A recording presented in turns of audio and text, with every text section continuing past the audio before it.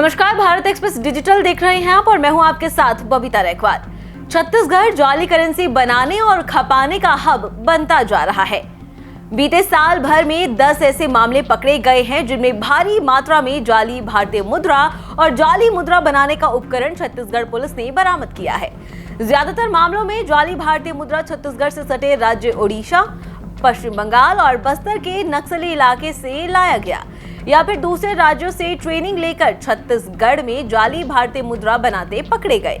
Chhattisgarh police ने जाली भारतीय मुद्रा पर कार्रवाई भी की, लेकिन पुलिस ने एक भी मामले की जांच एनआईए को नहीं सौंपी। नतीजतन जाली नोट के सौदागरों के एक भी गिरोह के नेटवर्क का खुलासा नहीं हो सका, जो न सिर्फ छत्तीसगढ़ बल्कि देश की आंतरिक सुरक्षा के लिए खतरा है। कैसे, देखिए ये एक्सक्लूसिव रिपोर्ट।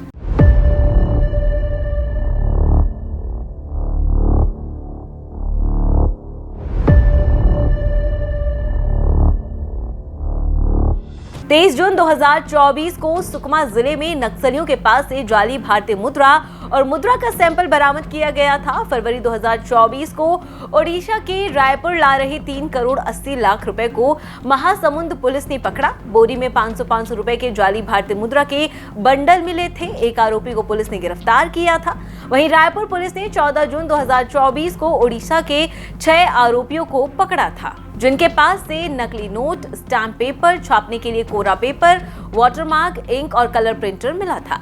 आरोपी 500 रुपए के नकली नोट बनाते थे और मार्केट में खपाते थे। गिरोह लंबे समय से जाली नोट की तस्करी कर रहा था, लेकिन अब तक दोनों मामले में गिरोह के नेटवर्क का खुलासा नहीं हो सका और न ही पुलिस ने एनआईए को जांच के लिए अपनी रिपोर्ट भेजी है। ये सारी दक्ष संस्थाएं हैं। नोटों को छाप करके बस्तर के सुदूर अंचल में साप्ताहिक बाजारों में खपाया जा रहा था।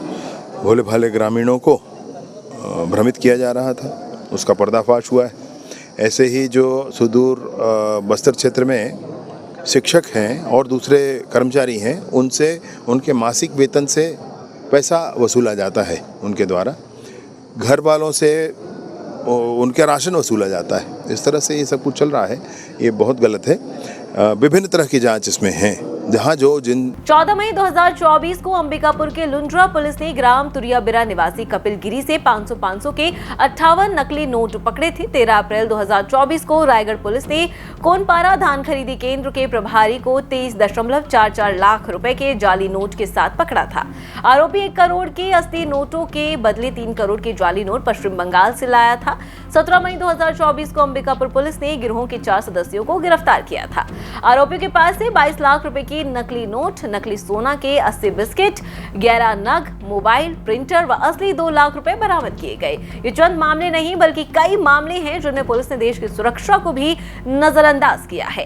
अंतर्राज्यीय और अंतर्राष्ट्रीय गतिविधियां जैसे हथियारों और ड्रग्स की तस्करी, नकली भारतीय करेंसी को बाजार में खपाना, सीमा पार से घुसपैठ और आतंकवाद से जुड़ी गतिविधियों पर लगाम कसने के लिए ही एनआईए की स्थापना की गई थी। लेकिन छत्तीसगढ़ पुलिस ने जाली भारतीय करेंसी के एक भी मामले को एनआईए की जांच के लिए नहीं सौंपा, जो इससे हैरानी होती है। और उसके पास लॉ एंड ऑर्डर्स के बहुत सारे काम रहते हैं, इसलिए वो प्रॉपर इन्वेस्टिगेट नहीं कर पाती। लेकिन जो नेटवर्क फैला हुआ है छत्तीसगढ़ में, चाहे वो दूसरे दीगर स्टेट से लेके यहाँ तक आ रहे हैं नक्सलाइट्स से मामले में, आतंकवादियों के मामले में, तो उसके लिए एनआईए गठित है। लेकिन एनआईए को ट्रांसफर करने के लिए राज्य शासन प्रस्ताव देगी तो एनआईए उसमें जांच कर पाएगा। तो यहाँ पे पुलिस के द्वारा राज्य शासन को भी जानकारियाँ कई बार नहीं भेजी जाती है, तो पुलिस को भेजना चाहिए या नहीं भेजना चाहिए? ये जो है पुलिस प्रशासन को अपने उच्च स्तरीय अधिकारियों को बताना चाहिए, आईजी साहब को, डीजीपी साहब को। लेकिन पुलिस अपने नाकामियों को छिपाने के लिए जो है ऊपर तक रिपोर्ट नहीं करती और जो भी है लिपापोती करके अपना मामला ठंडे बस्ते में डाल देती है। लेकिन उसको प्रॉपर वेपन एनआईए को दिया जाना चाहिए ताकि पूरे प्रदेश में नक्सलियों का सफाया हो सके। नक्सलियों का जो नेटवर्क है वो यदि तोड़ना है तो एनआईए को यहाँ पर लाना पड़ेगा। छत्तीसगढ़ नक्सल प्रभावित राज्य है और नक्सल का कनेक्शन आतंकवाद से भी जुड़े होने का खुलासा हो चुका है। राज्य में ओडिशा, पश्चिम बंगाल समेत कई पड़ोसी राज्यों से नकली नोट की तस्करी और नकली नोट बनाने का मामला भी सामने आ चुका है। खासकर रायपुर में नकली नोटों को डंप कर दूसरे राज्यों तक पहुंचाया जाता है। तस्कर कभी नौकरी तो कभी तंत्र मंत्र का सहारा लेकर नकली नोट खपाते हैं, जिससे देश की सुरक्षा को खतरा हो सकता है। इसके बावजूद भी रायपुर पुलिस और छत्तीसगढ़ पुलिस के आला अफसरों ने मामले को एनआईए को नहीं सौंपा, जबकि राज्य में एनआईए का दफ्तर भी खोला गया है।